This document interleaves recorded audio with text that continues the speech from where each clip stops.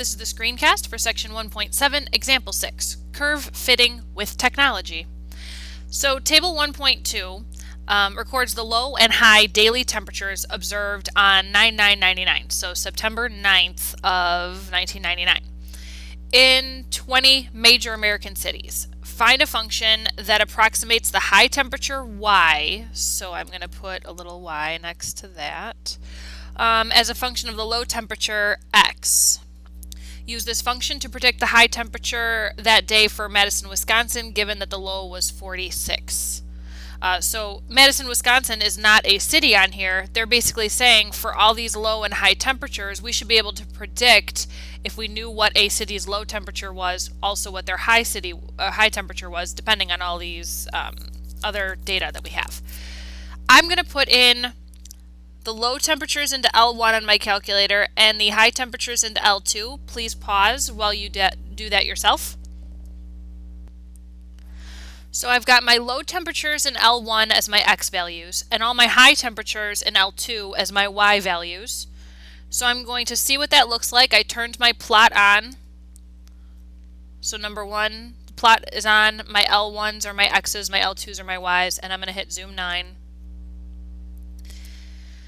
Now, these are not very close to a line, but they are forming a linear pattern. We're going to look at more ways to discuss and interpret exactly what kind of relationship these have in chapter 2, early in chapter 2. But for right now, you can see that there is a vague linear pattern here. It is not parabolic, it's not curving. It is pretty straight. It's vague, but it's straight. So I'm going to use this information to calculate a linear regression using my data. So now for my linear regression, I want my x's to be L1, my y's to be L2, and because I'm going to store, I want to use this line, I'm going to store the regression into equation alpha trace, or F4, y1. Now you have to make sure that y1 was cleared out ahead of time. Now I'm going to go down to calculate, and I've got my linear regression, which has been stored into y1. There it is. So let's see what the graph looks like. Now there's the line that represents all the data. Miss Larson, this is so much easier than what we did earlier in chapter 1. Why couldn't we just done this before? Because you got to learn the hard way in order to get to the easy way. You got to know what your calculator is doing, so it's just not a magical box that has the right answer. Amazing. Alright, so we've got this linear regression. Now we're going to use this to predict what's going to happen. Where?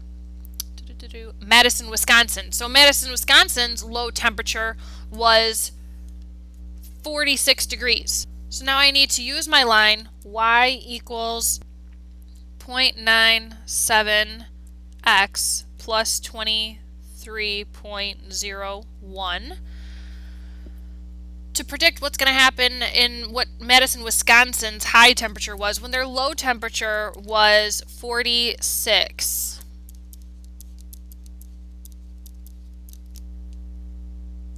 So after I multiply all that out, I get about 67.62 degrees for the high temperature.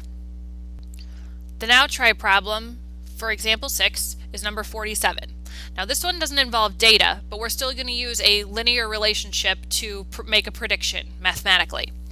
The Buster Green Shoe Company, Buster Brown's, anybody? No, I just aged myself, that's fine.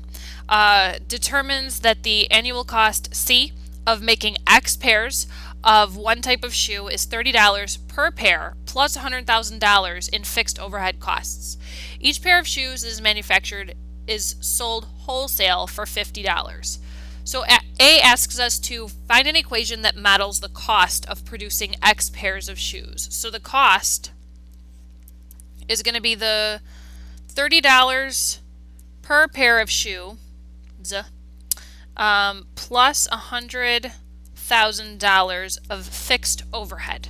Now I don't have to tell my reader what C or X is because the problem labeled that for me. Part B asks us to find an equation that models the revenue produced from selling X pair of shoes, not the profit, because the profit I would have to take my income and subtract my expenditures. This is asking me for the revenue. The revenue is simply $50 per pair of shoe. I did it again.